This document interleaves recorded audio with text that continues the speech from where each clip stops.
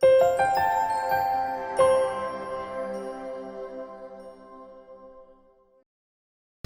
I'm Gina Tabrizi, licensed marriage and family therapist, and I want to talk to you about your superpower.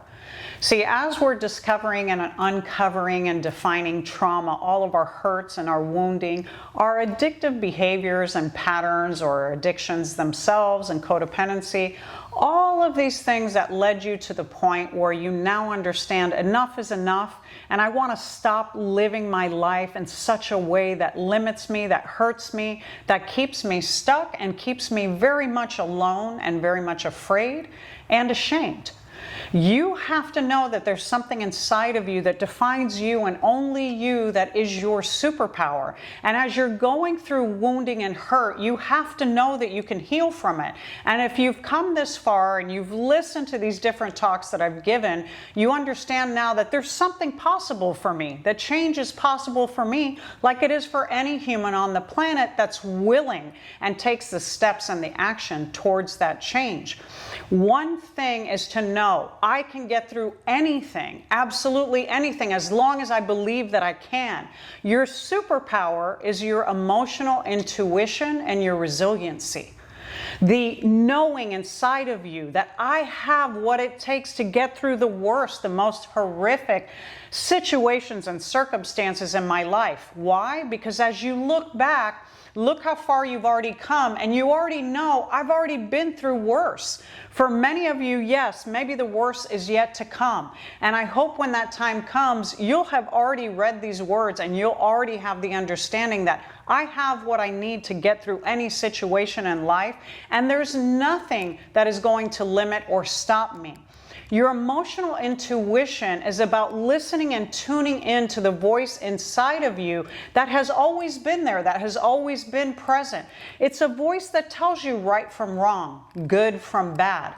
I want to take a left turn, but something in me tells me I should go right. And when I listen to that, wow, I'm always amazed at how things go so well.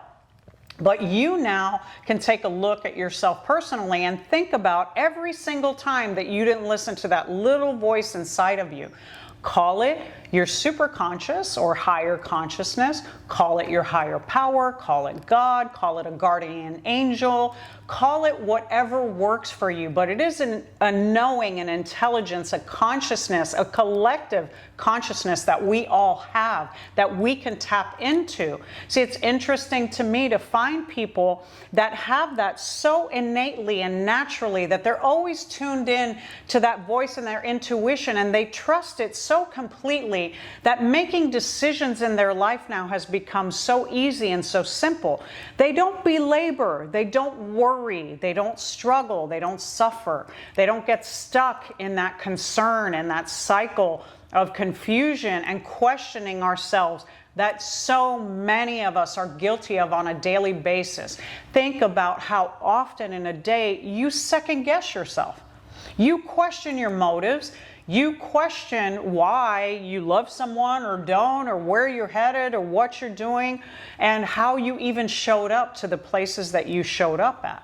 All of those things has their threads in your past, in your history, in those traumatic events, in those negative messages and self-doubt and horrible situations that you went through that made you feel like what you think and what you feel does not matter. And the reason we quiet that voice is because as we're growing through our lives and maturing, and people tell us, you don't have anything to cry about. Why should I listen to you? You don't have anything good to say. You're not that smart. You don't matter.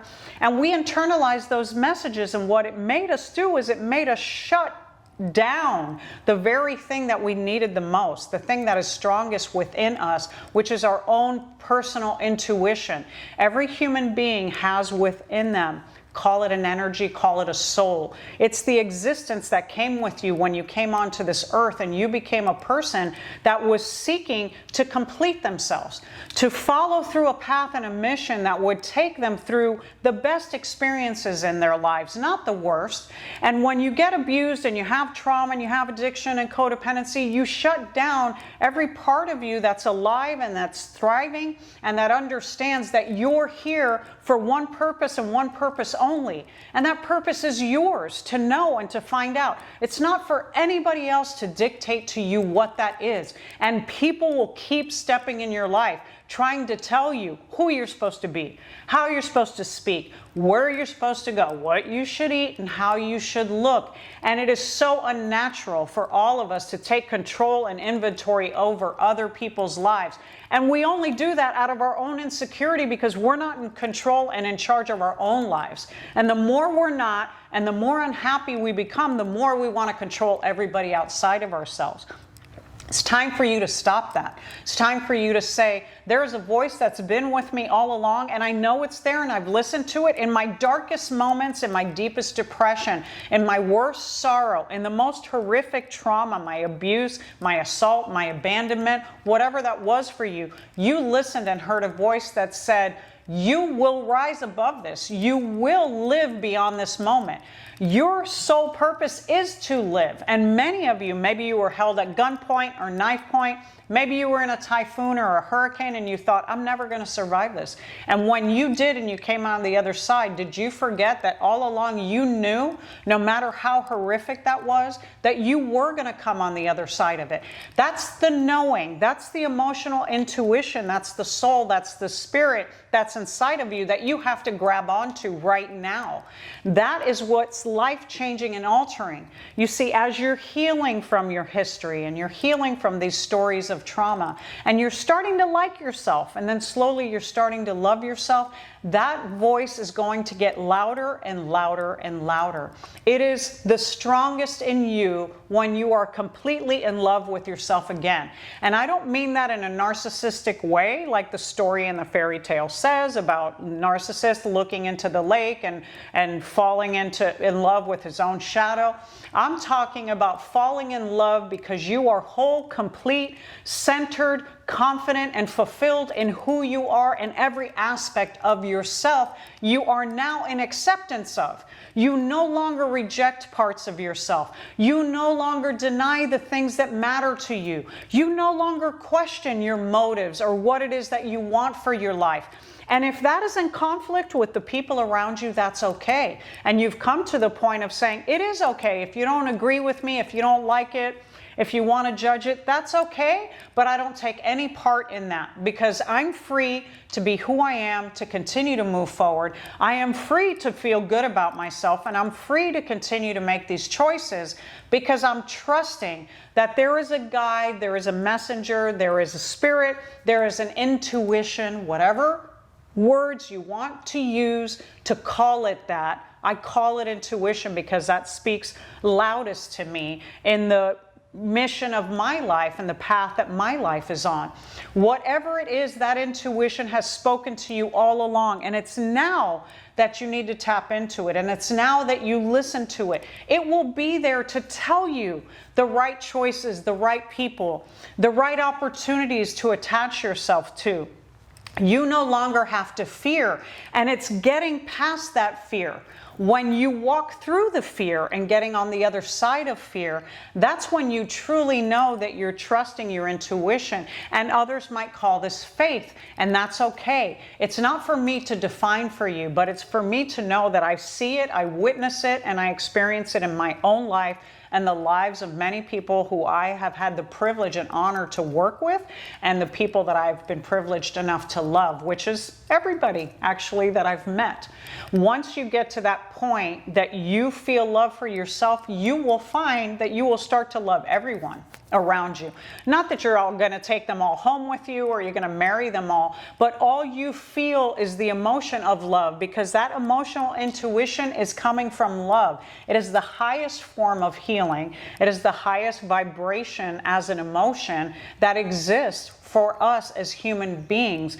And as you start to tune into that intuition and you feel the love more deeply for yourself, you start resonating that outside of yourself with everyone that you meet. You're able to look at every person and every circumstance, every argument, every animosity, every struggle, and every resentment, and look at it with a face of love, because you understand that person, like you, is struggling to evolve to become their best self-actualized person their best human. And as long as we are here on this planet, that's what we're here to do.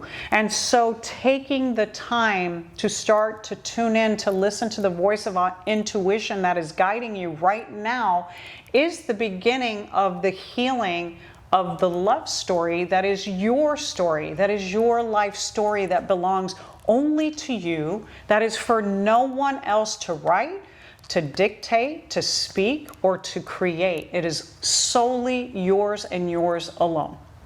So as you're coming to understand that your story is yours and it's for you to love, know this, that when you start to put these pieces together and you start to define that you are worthy and deserving of love, it means you're worthy and deserving of healing.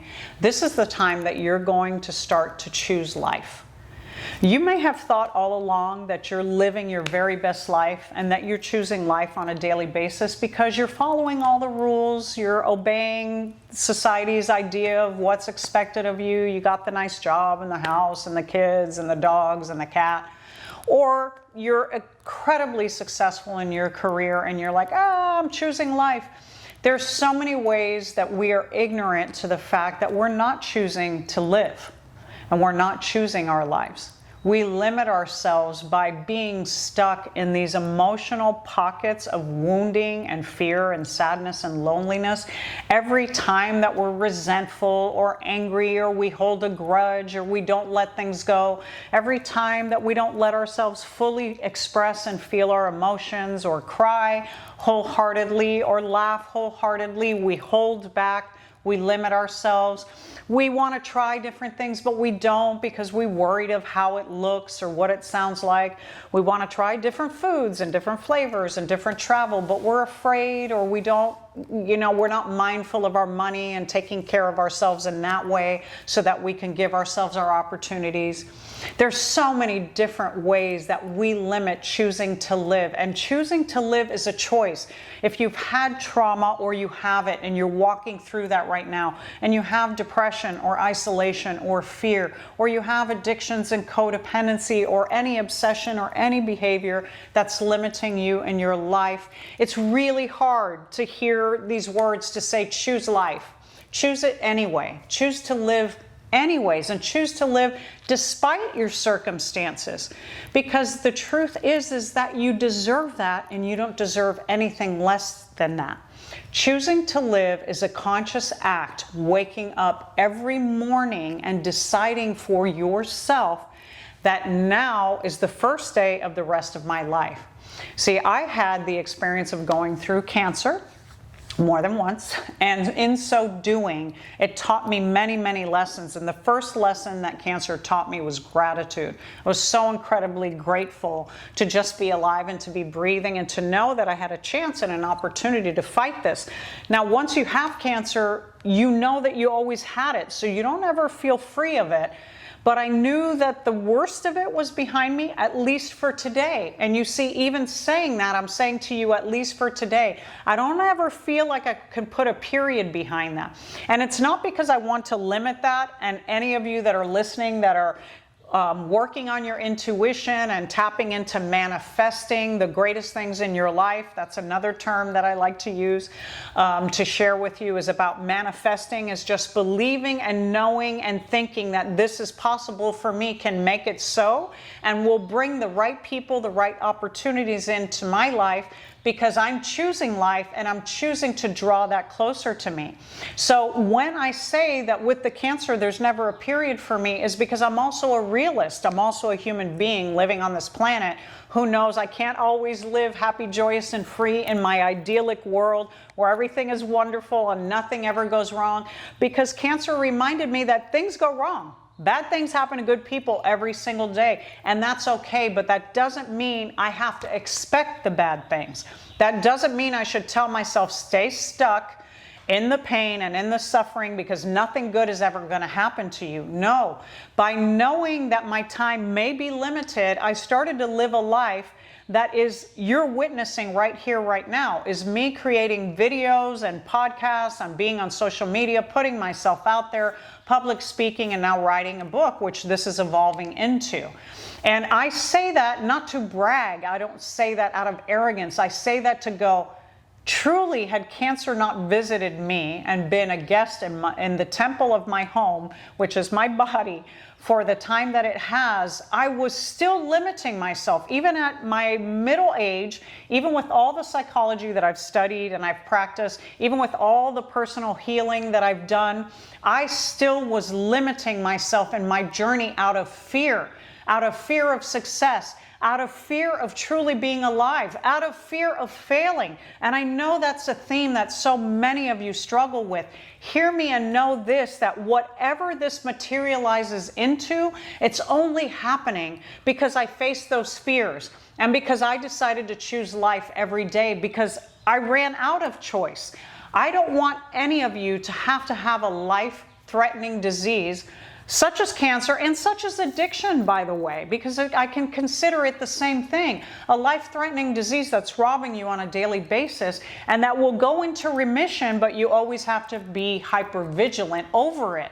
I don't want you to think about that and know that and then decide that your life isn't worth living or not taking every opportunity to live it to the fullest when you know your days may be numbered. Now, all of our days are numbered. The number of our days are measured, and we just don't happen to know what those are. As you tap in more deeply into your intuition, you might actually know that. I had an incredible experience of witnessing many people pass in their later stage of life, and some people who were younger to different illnesses. And I've watched people pass on and die, so that you understand what I'm talking about. And I watched them surrender, and in this beautiful moment of letting go, they were at peace because they felt they lived the life that was best lived. They lived to their fullest. They did what they wanted. They had no regrets, and they had nothing left undone and unsaid. So as you and I are still breathing and exchanging our thoughts and feelings with each other, know this, that you're still here because you're not done. There's still much for you to do. And you do that by choosing to live. You do that by choosing life every day. You do that by waking up in the morning and saying, if this is the last day on the earth, what am I going to do with it? If this is the day that defines my life, how do I want to define it? If you can take just 2 minutes every morning and ask yourself that, I literally do that on a daily basis. It's not to be morbid, it's to remind myself what I'm capable of, what is possible for me, and what legacy I'm leaving behind.